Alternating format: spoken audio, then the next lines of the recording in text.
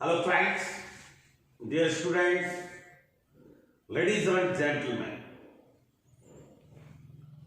Today, again we have a splendid visit to Ms. Harshita Jain, recently got through an SSC stenographer exams. Department आपका कौन सा है? MSME, right? काफी brilliant student, मेरी academy की बहुत अच्छा पढ़ने वाली, वेल डिसिप्लिन। अर्षिता, सबसे पहले आपके लिए बहुत बहुत बधाई है।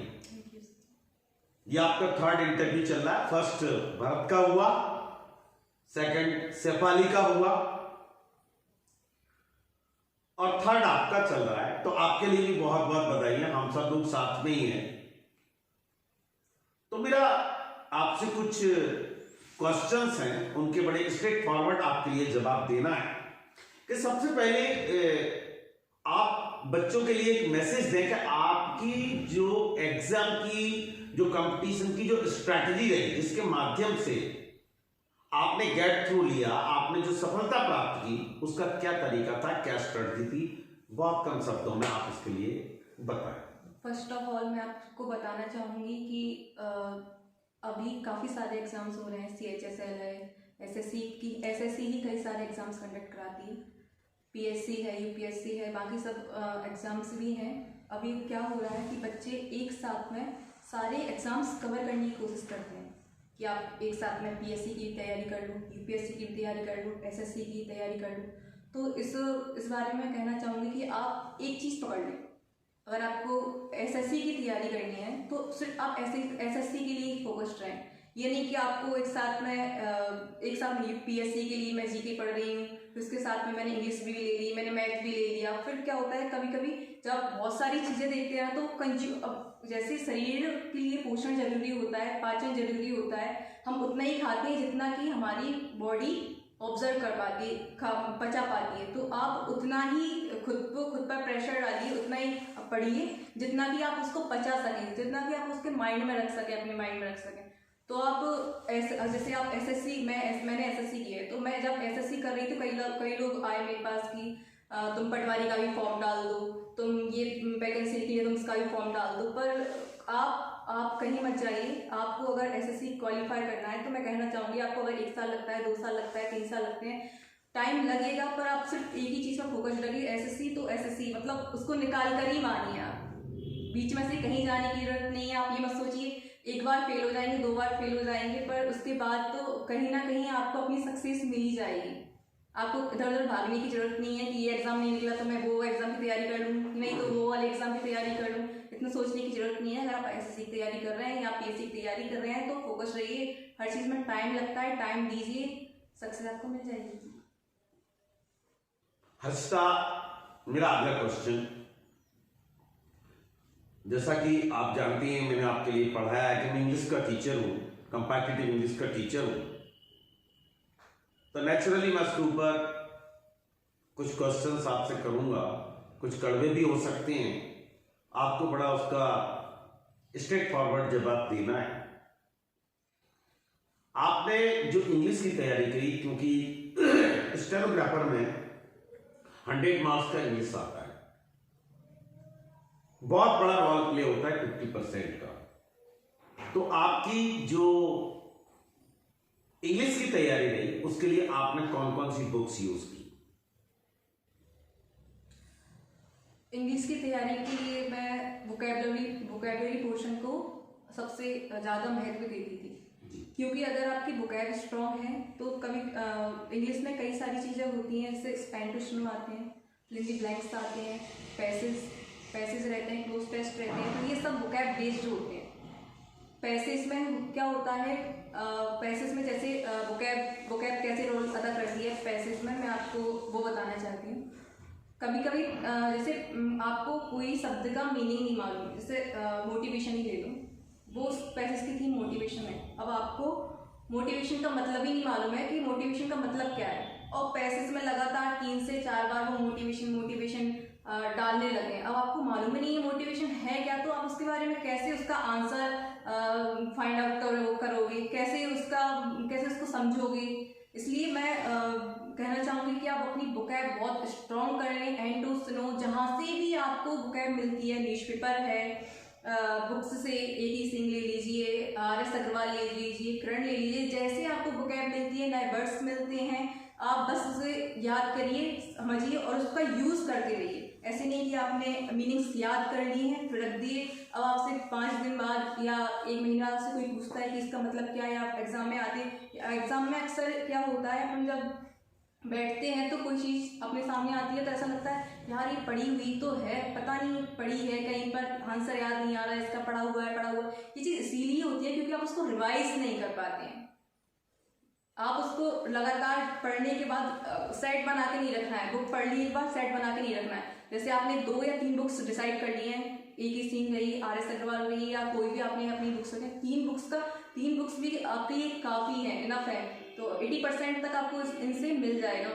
तो आप उनको लगातार पढ़ते रहिए। एक बुक खत्म कर लिया आपने 1 महीने में, तो दूसरी बुक स्टार्ट कर ली, फिर तीसरी, फिर से वो फर्स्ट वाली आई, मिरर जो भी आप पढ़ रहे हैं, फिर से वही। आप तो अपनी लगातार आप एक चक्र टाइप का बना लें और उसको पढ़ते लाएं लगातार। अच्छा, तो स्पेशली मैं ये जानना चाहता हूँ कि हमारे लिए बेसिक के लिए कौन सी बुक आप सजेस्ट करना चाहेंगी?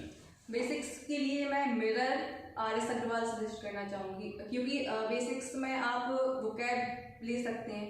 ग्रामर के लिए आप मिरर, मैंने मिरर पढ़ी थी, मिरर में बेसिक्स काफ़ी अच्छा दिया हुआ है।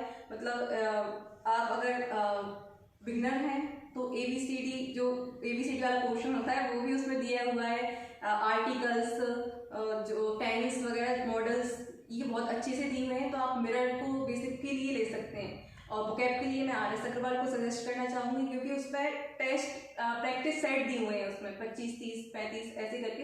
तो आप उसमें जैसे बुकैब लर्न करते हैं तो भूल जाते हैं कि इसका मतलब क्या था। उसमें जब आप प्रैक्टिस करते रहेंगे ना उस वर्ड्स की, तो आपके माइंड में वो चीज़ें ज़्यादा दिनों तक बनी रहेंगी। तो ल्यूसेंट के बारे में कोई मैसेज आपकी बेसिक के लिए? ल्यूसेंट भी बहुत अच्छी बुक है, मैंने वो भी पढ़ रखी है। उसमें भी बहुत बिगनर्स के लिए ल्यूसेंट और मिरर, हाँ, दोनों ही काफ़ी अच्छी बुक्स हैं। अच्छा, मेरा एक बहुत ही टिपिकल क्वेश्चन कह सकते हैं, इजिएस्ट कह सकते हैं, हर एक से मैं उस क्वेश्चन को पूछ रहा हूं कि जो सेट पेपर हम अजय.के. सिंह में से लगाते हैं, कई टीचरों का मत है कि इसमें से पूरा पेपर आ जाता है, तो क्या ऐसा संभव है कि उसमें से पूरा पेपर आ जाता हो? देखिए, ऐसा तो पॉसिबल नहीं है कि आप एक बुक पढ़ें और आप ये सोचकर बैठ जाएं कि मैंने ये बुक पढ़ ली है, आपका 100% अटेम्प्ट चाहिए, इम्पॉसिबल है। आप ये प्रैक्टिस, ये जो सेट पेपर्स में दिए हैं वो आपको सिर्फ इसीलिए दिए हैं ताकि आप अपनी बेसिक कंप्लीट करने के बाद, ग्रामर कंप्लीट करने के बाद, वोकैबुलरी कंप्लीट करने के बाद उसमें प्रैक्टिस करते रहें। प्रैक्टिस स्पीड का पता लग रहा है कि हाँ, मेरी स्पीड। हाँ, कई बार क्या होता है कि एग्जाम में आप बैठते हैं तो आपको पता नहीं चलता आपको कौन सा पोर्शन कब करना है, आपको पैसेज लगाने हैं, क्लोज टेस्ट लगाने हैं, क्या करना है। तो प्रैक्टिस के लिए आप A.K. सिंह को यूज कर सकते हैं, और बाकी बुक्स और भी मार्केट में बुक्स अवेलेबल हैं, आप उन नहीं, अब मैं ये यहाँ पर जानना चाहता हूँ कि इसके अलावा अजय.के. सिंह तो एक अनसॉल्व्ड पेपर है प्रीवियस का, तो आप मॉक टेस्ट आपने दिए क्या? जी, ऑनलाइन मॉक। तो उससे आपको ज्यादा फायदा हुआ या नहीं हुआ? अरे बहुत फायदा मिला था। अभी रिसेंटली जो पेपर हुआ उसमें लोगों को यही, स्टूडेंट्स को यही दिक्कत आई थी कि उनका पेपर, मतलब वगैरह टाइम ही नहीं बच रहा, ऐसा बता रहे थे।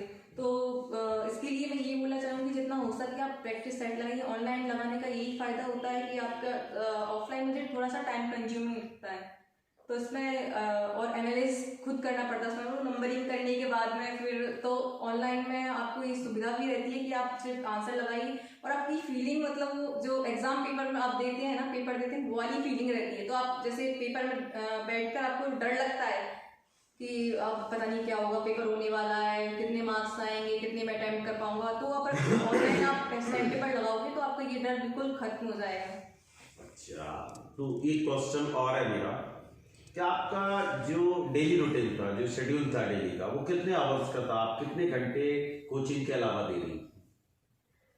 घंटे का तो मैं नहीं बता सकती। मैं हमेशा मानती हूँ कि आपको क्वांटिटी भले ही आपकी कितनी भी, क्वालिटी आपकी बेस्ट होनी चाहिए। अगर आप 2 घंटे भी पढ़ रहे हैं तो ऐसा नहीं कि आप सिर्फ बुक उठाकर बैठे हैं और 2 घंटे आप देख रहे हैं उसमें, ऐसा नहीं करना है। आप खुद को इतना कर लीजिए, आप क्वालिटी दीजिए। आप अगर 4 घंटे पढ़ रहे हैं, 3 घंटे पढ़ रहे हैं, ऐसा नहीं है कि आपको 17-18 घंटे बस मतलब बुक्स लेके बैठे हैं, रगड़ते रहना है, ऐसा कुछ नहीं करना है आपको।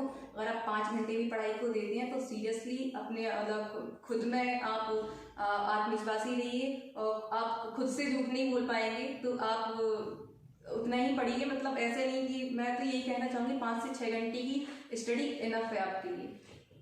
एक और क्वेश्चन, जीएस और रीजनिंग। जीएस के लिए आपने क्या आपकी स्ट्रेटजी रही, जीएस के लिए, रीजनिंग के लिए आपकी क्या स्ट्रेटजी रही, आप दोनों के बारे में बताइएगा प्लीज। जीएस के लिए मैं बताना चाहूँगी कि आप कुछ बुक्स सेलेक्ट कर लीजिए।